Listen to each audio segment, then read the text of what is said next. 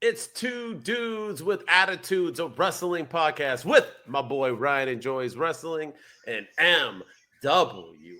And this is our AEW segment episode for the August 9th, 2025. We're going to do our unpopular opinions and LVD, MVD.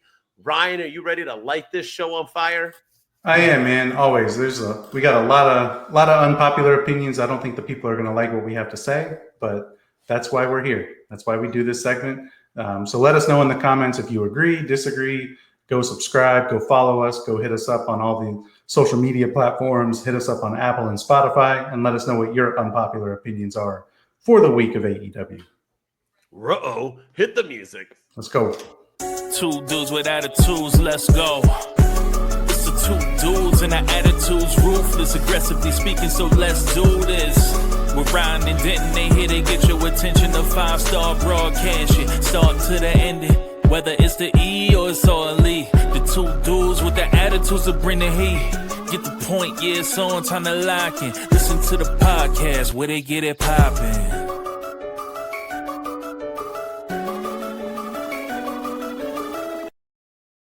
Oh, the bloodline. I miss it. All right. We are back, and it is unpopular opinion time. This is where Ryan and myself are going to give each other two different situations of opinions that we think are overall unpopular. We usually agree with each other. Let's see how it goes.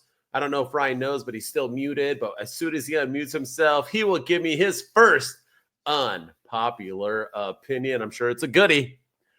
Can you hear me? Make sure I'm there. He unmuted. is. Let's go. All right. Good. Perfect. So my unpopular opinion this week is that Ryan Enjoys Wrestling, do not care that the WWE is constantly counter-programming AEW. I don't. And I don't understand why everybody's so up in arms about it. It makes zero sense. I think competition makes everybody around them better. I think AEW is on fire right now. I think they're having a really great year. I think they're responding to it perfectly by staying in their lane, focusing on their products, focusing on their wrestlers. I don't understand all this outrage that, WWE, like, here we go again. They're counter-programming everything. Like why are we so up in arms about it? Like, it's making AEW better. And for years, ever since the Monday Night Wars ended, all wrestling fans, I don't care who you are, every single wrestling fan that watches WWE asked for competition. We asked for, an alternative, and we finally got it. WWE got to a point where it was too complacent. It was too unwatchable. It was too boring. And that's why AEW was created. And that's why AEW was born in the first place. And now this is WWE's way of acknowledging them as competition. And I think AEW should take it in stride and do everything they can to book themselves and have big moments, have big matches, tell really good stories. And I think they're doing that. But I don't understand all this outrage behind the WWE, quote unquote, counter programming everything AEW is doing. We asked for this. It's making WWE better. It's making AEW better. It's making TNA better. It's making all professional wrestling better. And that's what we want as wrestling fans. This is a perfect time to be a professional wrestling fan when you have, competing shows. Like now, if you're traveling to one show and you want to go, you find out that, the other show is in your backyard or something, like, then I understand that. But I don't really care about this counter programming stuff. I think it's a bunch of gobbledygook, and I don't understand why everyone's so mad about it. Now, I'm not going to talk about that. For one, that should not be an unpopular opinion, but it is. It's wild. It really is. I'm not going to be speaking about the two dudes with attitudes, Wolfpack, because our fans are intelligent. Of course, yeah. I am realizing that there are a lot of unintelligent pro wrestling fans out there who are upset about things that they should not be upset about. One, the WWE is signing to ESPN. They're gonna have all this, stuff on ESPN and blah blah blah. Correct, right? They're the ones going to ESPN. Yeah, they're going to ESPN, and supposedly Raw's gonna be they're gonna have like WrestleMania, SummerSlams. The Big Four will be actually on ESPN, is what I'm being told. And I talked about how this is great. This is fantastic, and not just for WWE, but all of pro wrestling, because people are gonna watch ESPN. And I got so many people who are like, bro, no, it's not. No one's going to learn about AEW. How is this good for pro wrestling? People who watch pro wrestling don't even watch sports. I'm like, what? year are you living in where pro wrestling fans don't watch football or some kind of sport? Everybody watches the NFL now because of fantasy football. It's a proven fact. There's no like, this isn't me wigging it. Like the NFL is popular because fantasy football. So people watch both. So it's going to put eyeballs on the screen, which is good for pro wrestling. The WWE counter programming is done perfectly because it gets people talking. And when people talk, people learn. And when people learn, they figure out what AEW is. This is good for AEW. And on top of it, if AEW has a better show than WWE, they get talked about even more. So it's a win-win. This is a zero loss. And we act like we're in that Monday night era where we had to choose which one to watch. I couldn't even record it. I didn't have two TVs. You don't have to have two TVs, and your parents would have to allow you to record one while you watch. That wasn't happening, bruv. No, you had to switch back and forth. I don't watch anything live anymore unless I'm literally lucky enough to be sitting at home. I don't go on my phone, and I watch it after. You're going to tell me right now you can't watch AEW and then watch WWE later? The complaining is wild to me. You're 100% right. People need to just we complain to complain now because we want clicks and we're content creators and that's what gets views, right? And that's why I'm not as popular as I want to be because I don't do that. This is what we do now. Yeah. Era of I'm going to just say something stupid so people listen whether they like it or not. And it's sad because this is great for pro wrestling is winning more now than it ever has. And I'm even era. And in the Attitude Era, people were like wearing shirts. I think we're more popular now than we were then. Oh, yeah. WWE ESPN, WWE Counterprogramming, and stop thinking it's a threat. I heard someone told me like, well, Nick Khan said that they're competition. Nick Khan never said AEW is AEW is not competition. They're not. Right? Get to you. They are not, and that's not a dig. They're not competition. It just is what it is. That's not why they're doing it. Triple H isn't trying to shut down AEW. You can give two shits about AEW. It's all because Triple H is a troll. He's the biggest troll in the world, and he loves to troll the IWC. He's doing it for people to talk about it. He's a content creator. Basically. Yeah, pretty much. But I think what AEW needs to do is get away from the $50 per month pay-per-view models. I mean, WWE, we don't know what's going to happen with ESPN. Like, do you have to pay extra for it? I don't think you'll have to if you get this new ESPN app. I'm not really sure. No, because the UFC just announced it. So no, there's no way. No, TKO's done with that. No. So AEW needs to get away from the $50 a month. And I think if they do that, they'll be just fine. That's the only thing that's holding them back is you can watch WWE on Peacock. You can watch UFC now on Paramount Plus without having to pay extra. And now you can watch WWE on ESPN. And starting AEW in 2026. on Max? Yeah. AEW, but they need to get their pay-per-views on Max because that's where their bread and butter is. And that's the one thing that they need to improve on. I agree. All right. I got one that might be unpopular, and we kind of roughly talked about it. But my unpopular opinion is MJF and Hangman Page 100% happened too soon. There was a 0% chance MJF is winning. MJF needed to hold this longer. He could have ran with it. And I'm starting to think now, which makes it even worse, is that this was all just for Bobby Lashley to feud with MJF. MJF won this. He got kicked out of nowhere. He ended like John Cena's heel turn. And then he hasn't been talking about him anymore. And then he instantly gives up his title match. That just smells like a Bobby Lashley interference. I think we are moving on to Mox and Darby at All Out. And I think Hangman's going to wrestle somebody else. I do not think we're getting Hangman MJF twice. And if we do, that makes us too soon as well, because that defeats the purpose of imagine somebody cashing in and then having to get a rematch later on then what's the point of the cash in? It's just all of it smells this. MJF and Hangman are so damn good. Why did you not let them go? Why do you let Hangman wrestle other people and have MJF constantly hint and interfere and not completely cash in yet and then finally do it? That would have been where the money's at. It's once again a, Tony Khan climaxing too soon situation, and I didn't like it. I think I'm happy they're wrestling, but I think this could have had so much money printed all over the place for AEW, and they blew it.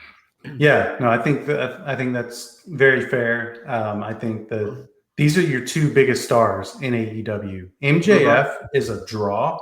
They had their highest ratings of the year, I think, last week when they hit 710,000. I think it was. Yeah, and This week it was 690,000, and they opened with MJF and Hangman Page, and I think that one got that alone had over 800,000, and then the viewers tanked shortly thereafter. And I think a lot of it has to do with MJF being in Happy Gilmore 2. I think people are like, oh, who's this Maxwell Jacob Friedman guy? It's the most watched movie in the world right now, most popular movie on Netflix. People are like, oh, this guy's pretty funny. Let me go check out AEW because of it. But yeah, I think it definitely happened way too soon, and you could have let this cook a little bit longer. And yeah, this just feels very rushed. And yeah, I agree. I think it's all set up for Bobby Lashley to interfere, and now we're going to get MJF and Bobby Lashley moving forward. Yeah, at All Out. Yeah, probably. All right, what's your second and last unpopular opinion?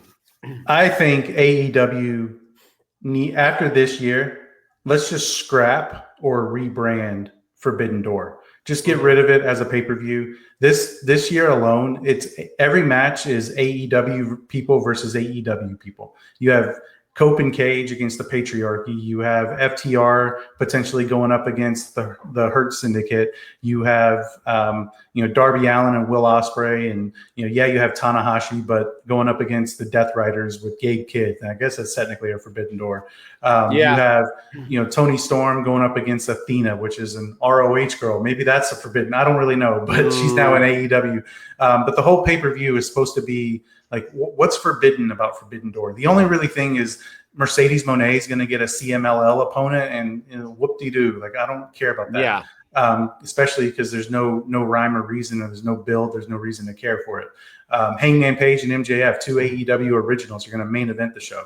So I just think we need to get rid of this pay-per-view or rebrand it or come up with a new name, because Forbidden Door was all about the surprise. It was all about who's going to walk through that quote-unquote Forbidden Door from New Japan, or who's it going to be from the WWE, or who's it going to be from TNA, or who's it going to be from CMLL. Now it's just AEW versus AEW wrestlers with a couple of New Japan wrestlers and CMLL people sprinkled in. It just does not feel as special. And it feels, I said it in our earlier episode, but it feels like this pay-per-view is just in the way.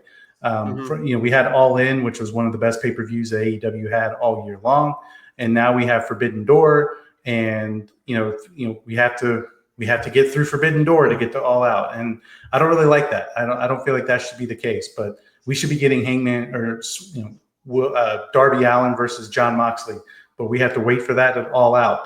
So what are we going to do for them? We're going to give them some random lights out cage match thing at Forbidden Door, and it just doesn't feel Forbidden Door. So I think they need to either scrap the event altogether after this year. I have no doubt it's going to be a fantastic show. I have no doubt the crowd's going to be electric.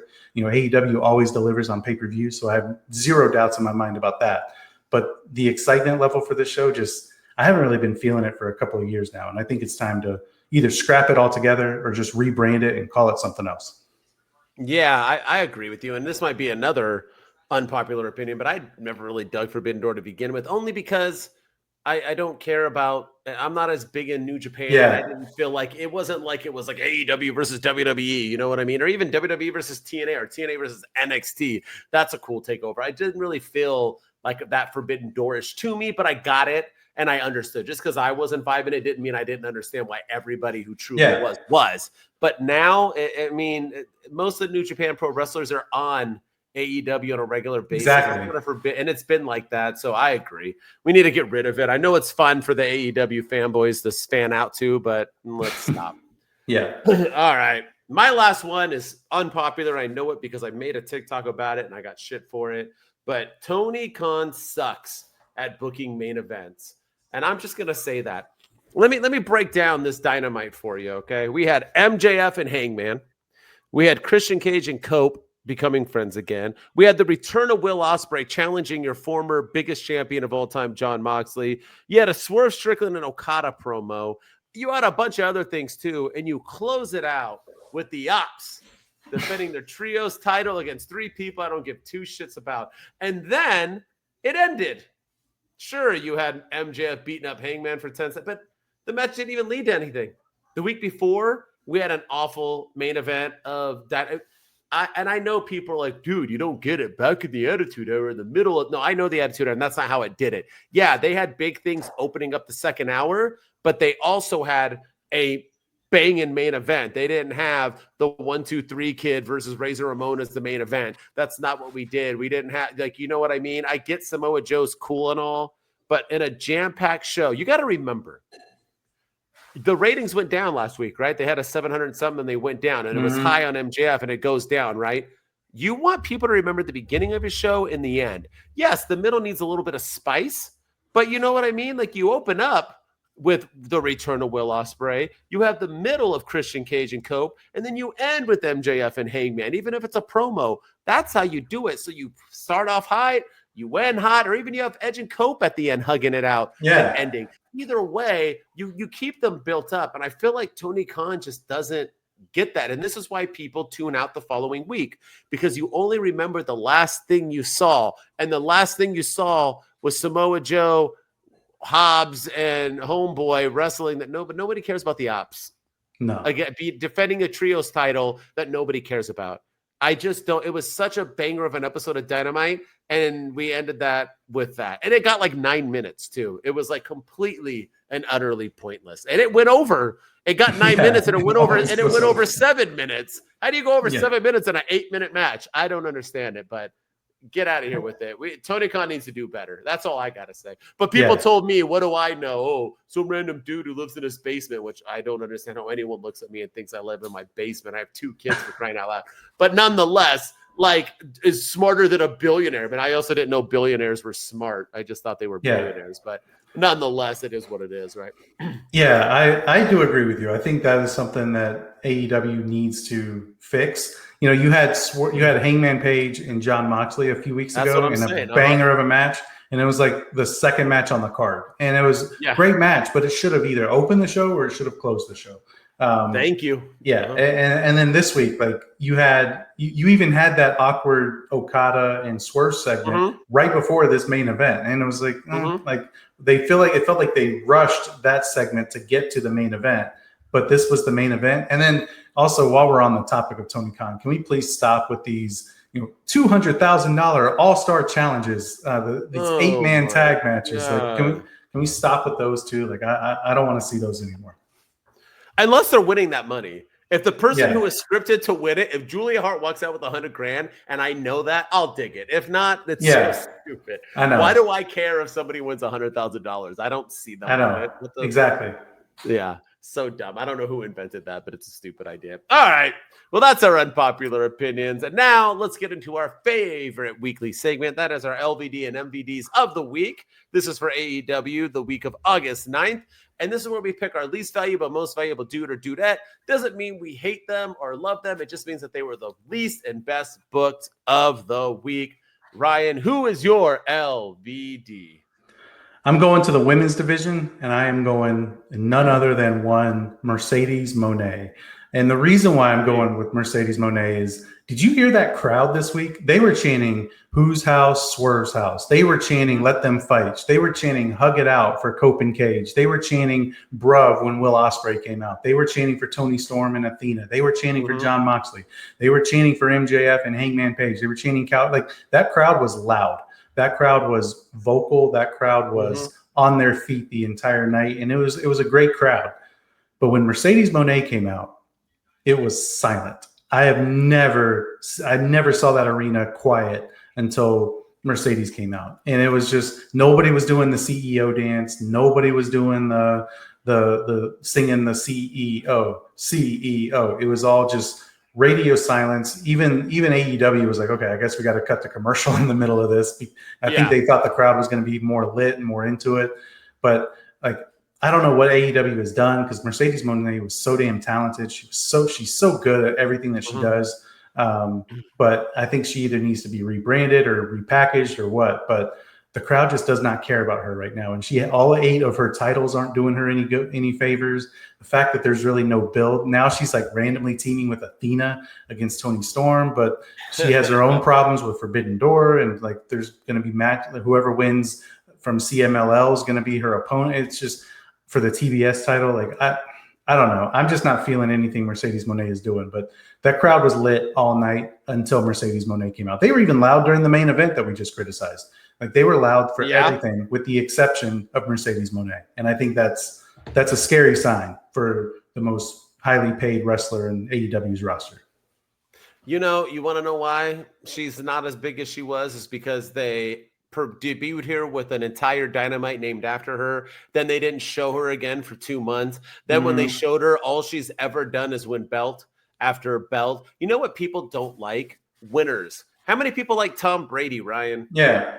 How many people like LeBron James? No, nobody. Everybody hates Tom Brady. Everyone hates LeBron James. Everybody hates people who win. That's what we do as Americans. We hate people who are better than us. That's just the nature of the beat. Why does everybody hate the WWE? Oh, Triple H is the worst booker ever. Is he though? Because WWE is the best it's ever been. So no, people just hate that. They just hate to hate. Nobody likes a person who has 8 belts, and half the belts aren't even belts. She won a Owen Hart Invitational. That's not a belt. Get rid of it. You're not defending it. I don't even understand it. And she lost the payoff to the Owen Hart.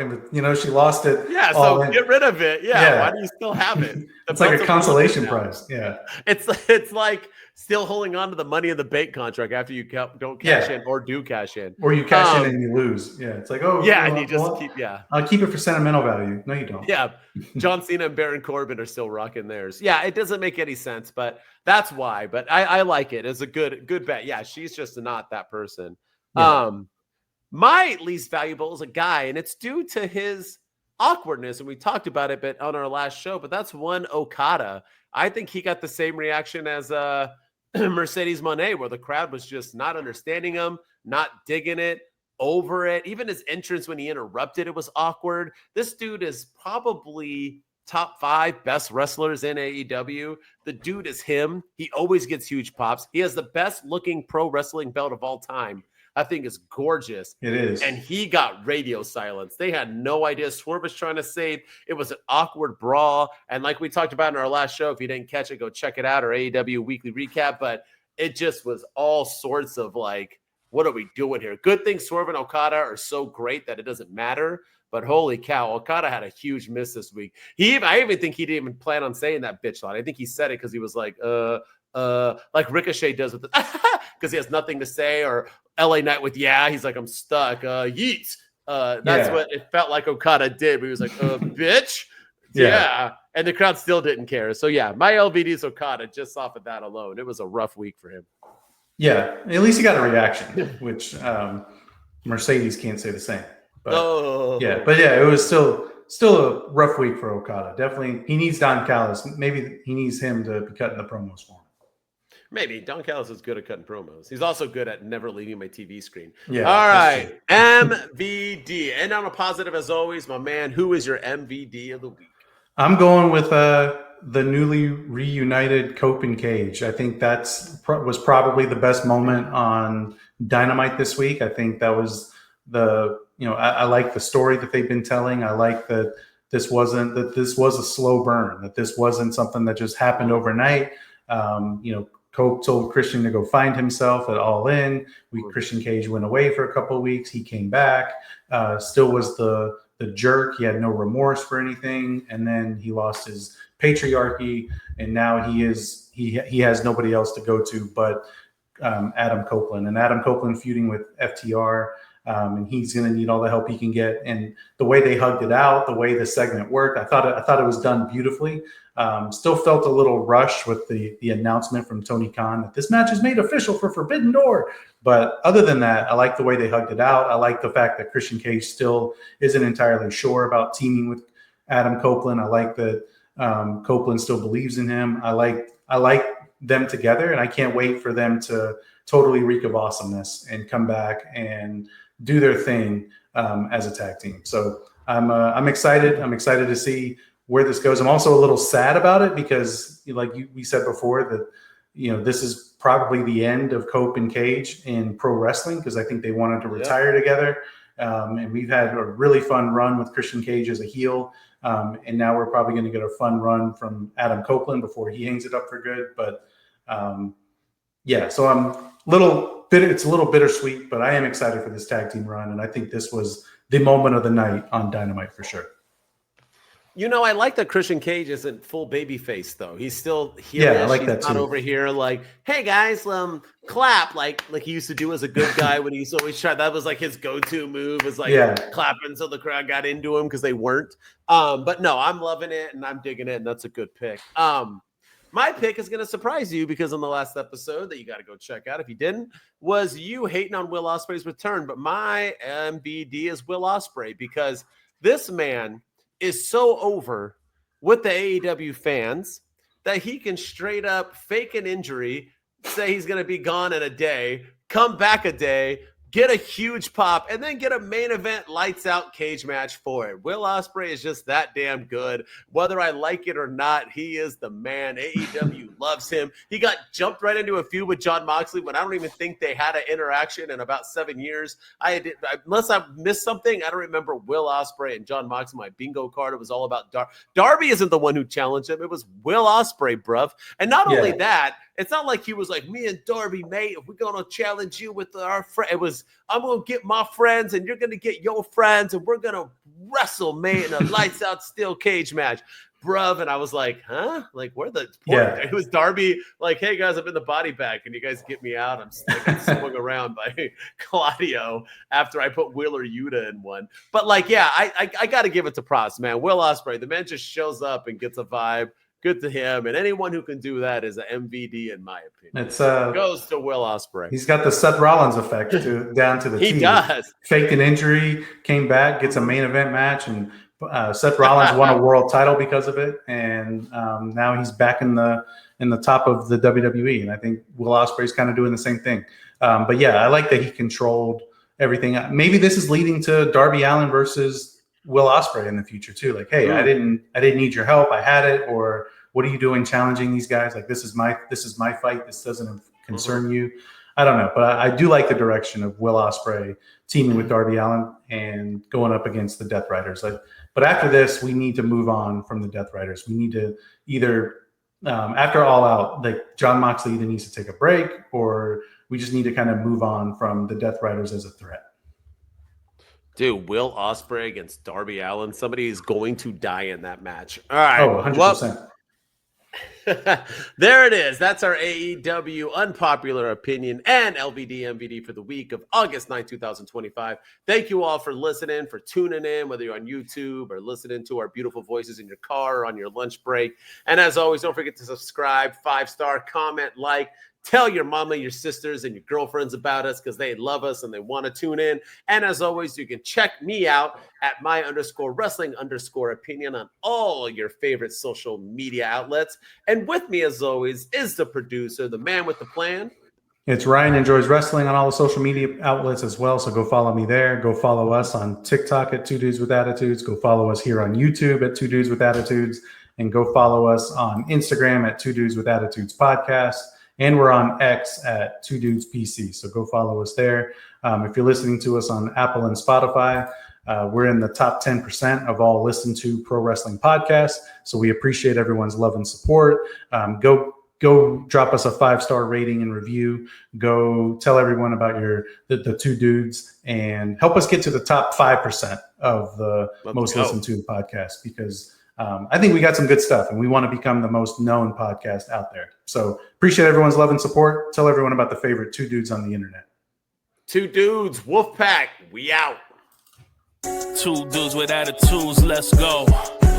It's the 2 dudes and our attitudes ruthless, aggressively speaking, so let's do this. We're Ryan and Denton, they here to get your attention. The 5-star broadcast shit, start to the ending. Whether it's the E or it's all E, the 2 dudes with the attitudes that bring the heat. Get the point, yeah, it's on time to lock it. All right, we did it. Did you watch